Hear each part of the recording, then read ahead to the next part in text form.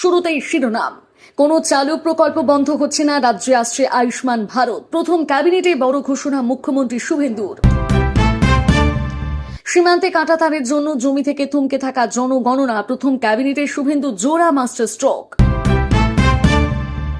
আপোষ করা প্রধানমন্ত্রীকে দিয়ে আর হচ্ছে না, জ্বালানির সংকটে মোদির সংযমী বার্তায় তোপ রাহুলের। মোথাবাড়ি কাণ্ডে সুপ্রিম কোর্টে বড় নির্দেশ, এনআইএ কে সময় বেঁধে দিল শীর্ষ আদালত।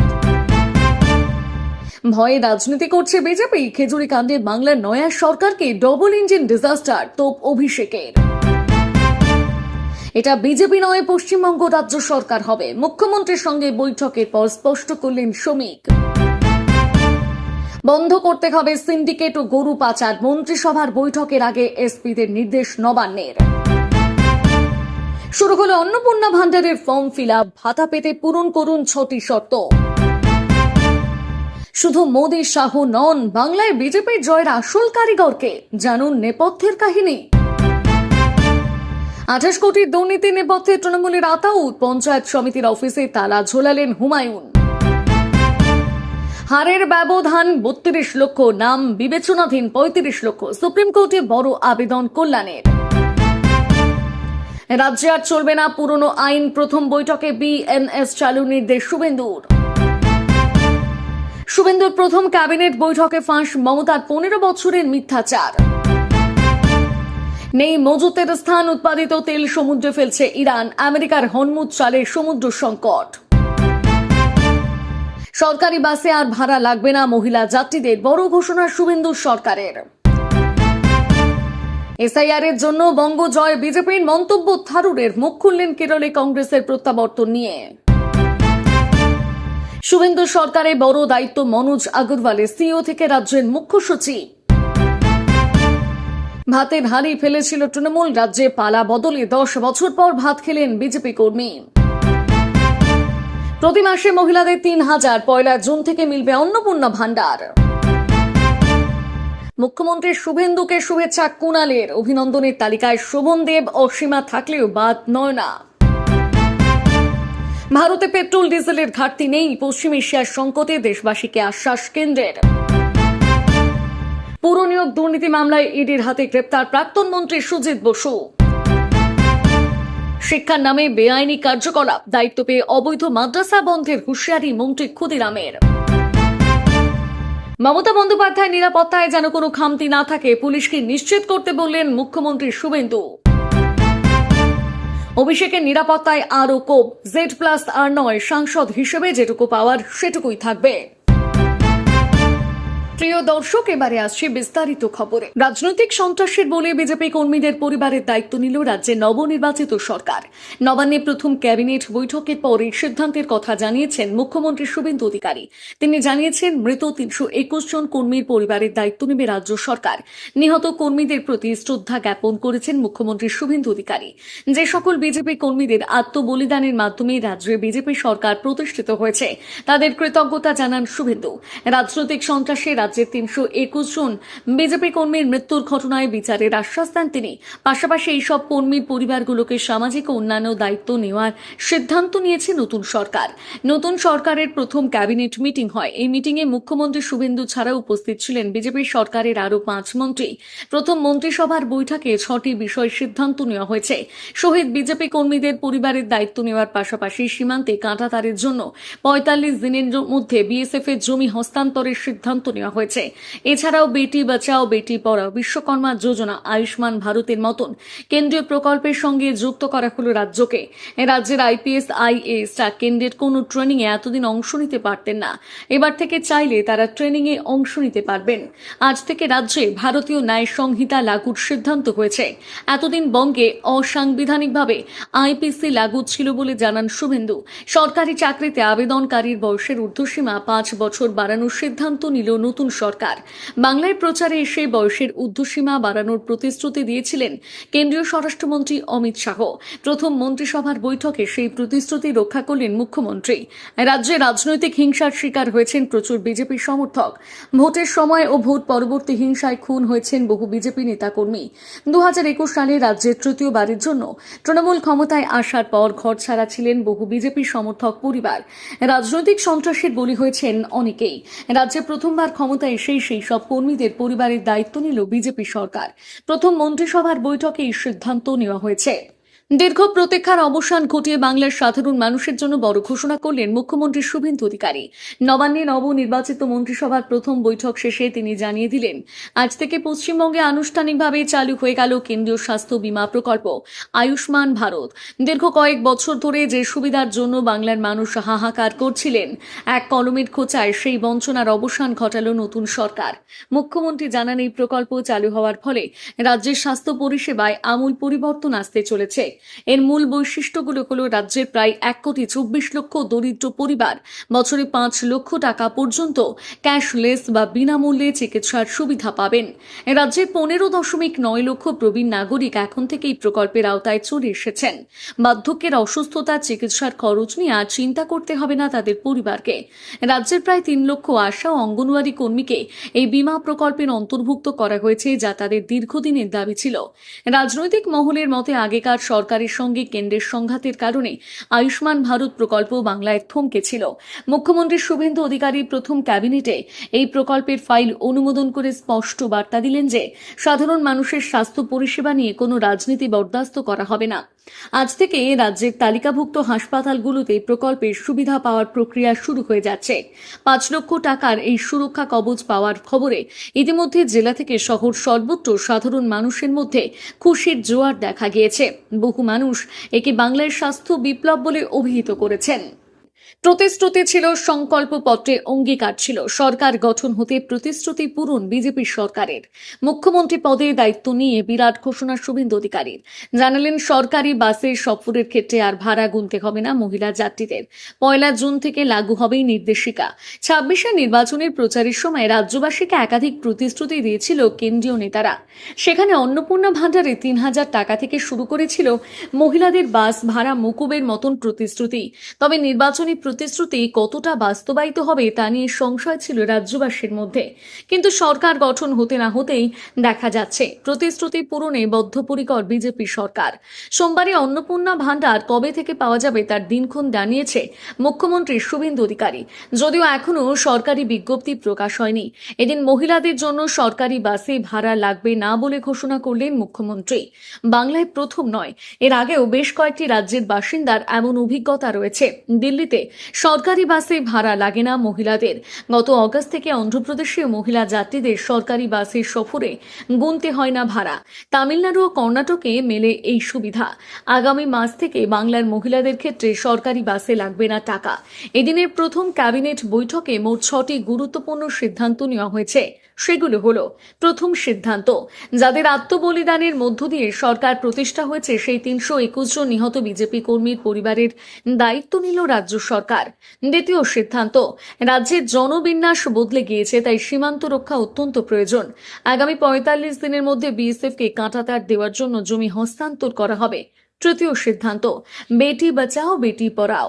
বিশ্বকর্মা যোজনা, আয়ুষ্মান ভারতের মতন কেন্দ্রীয় প্রকল্পের সঙ্গে যুক্ত হল রাজ্য।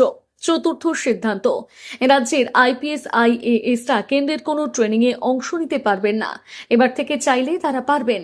পঞ্চম সিদ্ধান্ত, আজ থেকে রাজ্যে লাগু ভারতীয় ন্যায় সংহিতা। এতদিন অসাংবিধানিকভাবে আইপিসি লাগু ছিল বঙ্গে। ষষ্ঠ সিদ্ধান্ত, 2015 সালের পর থেকে রাজ্যে বন্ধ নিয়োগ প্রক্রিয়া। বেকার যুবক যুবতীদের কথা মাথায় রেখে সরকারি চাকরিতে আবেদনকারী বয়সের ঊর্ধ্বসীমা 5 বছর বাড়ানো হলো। পশ্চিম এশিয়ার যুদ্ধের জেরে বিশ্বব্যাপী জ্বালানি সংকট সৃষ্টি হয়েছে। রবিবার জ্বালানি নিয়ন্ত্রণ নিয়ে বিশেষ বার্তা দিয়েছিলেন প্রধানমন্ত্রী নরেন্দ্র মোদী। এই পরিস্থিতিতে দেশবাসীকে আশ্বস্ত করে কেন্দ্র জানিয়ে দিল, ভারতে পেট্রোল, ডিজেল কিংবা অপরিশোধিত তেলের কোনো ঘাটতি নেই। পাশাপাশি অযথা আতঙ্কিত না হওয়ার আহ্বান জানিয়েছে নরেন্দ্র মোদী সরকার। একটি সাংবাদিক বৈঠকে কেন্দ্রীয় পেট্রোলিয়াম ও প্রাকৃতিক গ্যাস মন্ত্রকের যুগ্ম সচিব সুজাতা শর্মা বলেন, বর্তমানে যে অঞ্চলগুলোতে সংঘাত চলছে সেখান থেকে ভারতের প্রায় 90% শতাংশ জ্বালানি আমদানি করা হয়, কিন্তু বিঘ্ন কমাতে সরকার দ্রুত ব্যবস্থা নিয়েছে। দেশবাসীর আতঙ্ক হওয়ার কোনো কারণ নেই, দেশে সব ধরনের জ্বালানির পর্যাপ্ত সরবরাহ রয়েছে। প্রধানমন্ত্রীর সাম্প্রতিক বার্তা অস্থির বিশ্বে জ্বালানির সংরক্ষণ এবং দেশের অর্থনীতির ওপর বোঝা কমানোর একটা প্রচেষ্টা হিসেবে দেখা উচিত। তিনি আরও বলেন, গোটা বিশ্বে এরকম সংকট চলছে, সেই পরিস্থিতিতে দেশবাসীকে সংযত হওয়ার বার্তা দিয়েছেন প্রধানমন্ত্রী, যাতে দেশবাসী বিবেচনা করে জ্বালানি ব্যবহার করে। পশ্চিম এশিয়ার যুদ্ধের জেরে যে সংকট তৈরি হয়েছে তা চলে এসেছে ভারতের দুয়ারে।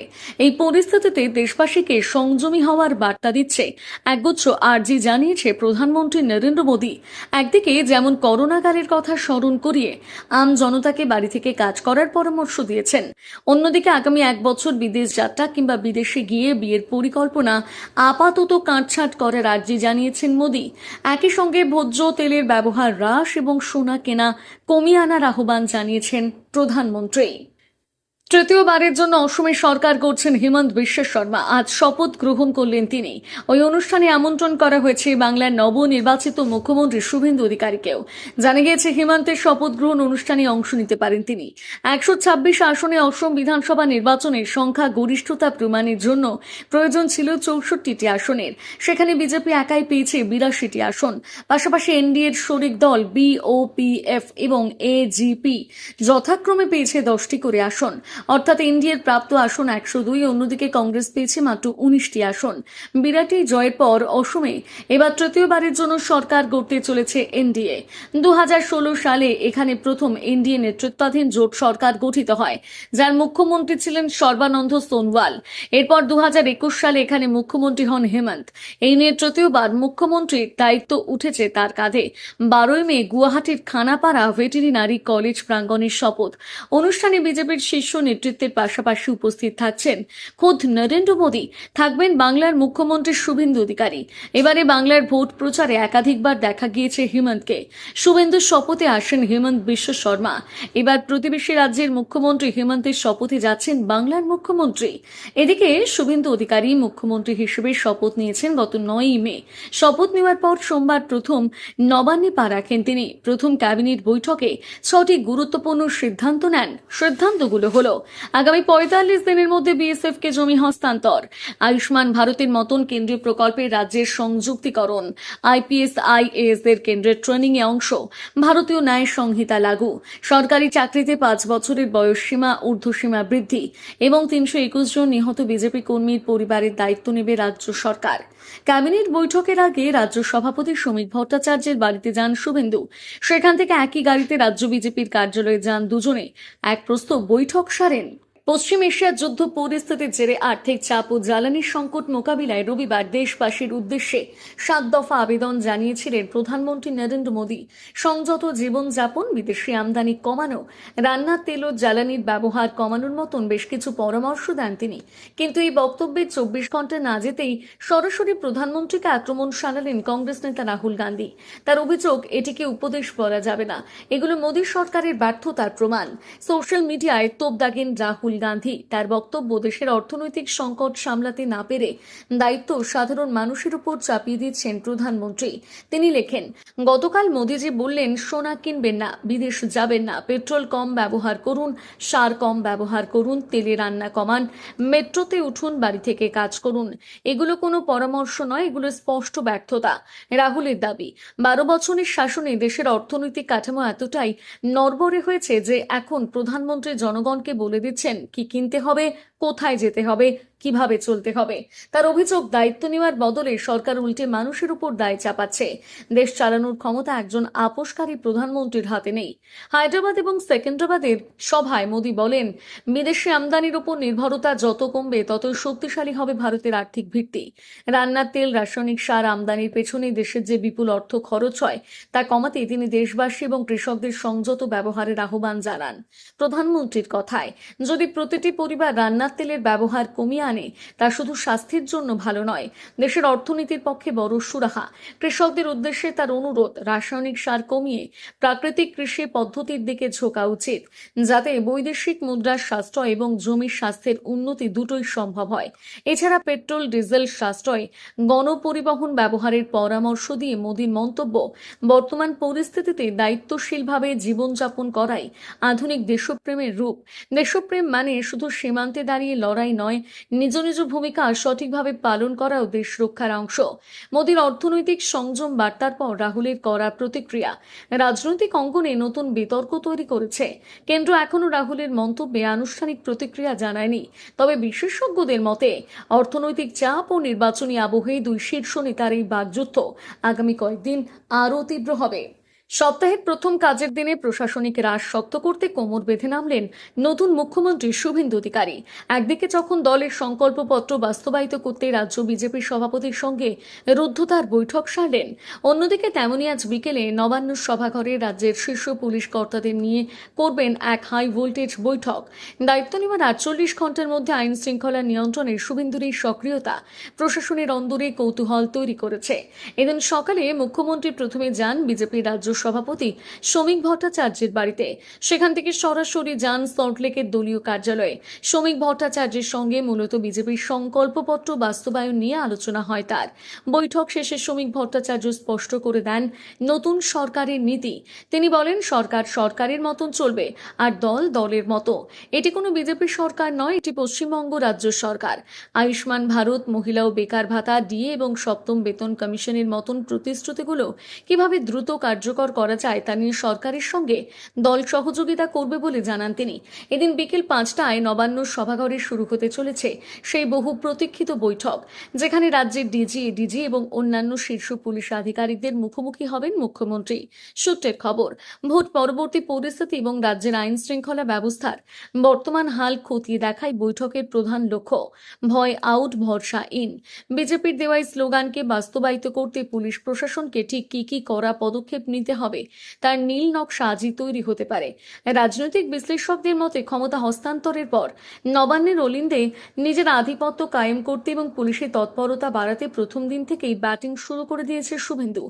গত জামানায় পুলিশের একাংশের বিরুদ্ধে যে পক্ষপাতের অভিযোগ তুলেছিলেন তিনি, আজ সেই পুলিশ কর্তাদের পেশাদারিত্বের সঙ্গে কাজ করার কড়া বার্তা দিতে পারেন মুখ্যমন্ত্রী। ইতিমধ্যে বেশ কিছু বদলির নির্দেশিকা জারি হওয়ায় প্রশাসনের অন্দরে এক ধরনের অস্থিরতা রয়েছে। আজকের এই বৈঠক থেকে শুভেন্দু অধিকারীদের অভয় দেন নাকি আরো কঠোর কোনো নির্দেশে নেওয়ার পথে হাঁটেন, সেদিকেই তাকিয়ে আছে গোটা রাজ্য। বিশেষ করে আরজি কর, সন্দেশখালীর মতন স্পর্শকাতর ইস্যুগুলোর তদন্তে পুলিশকে তিনি নতুন করে কি নির্দেশ দেন তা নিয়েই কৌতূহল তুঙ্গে।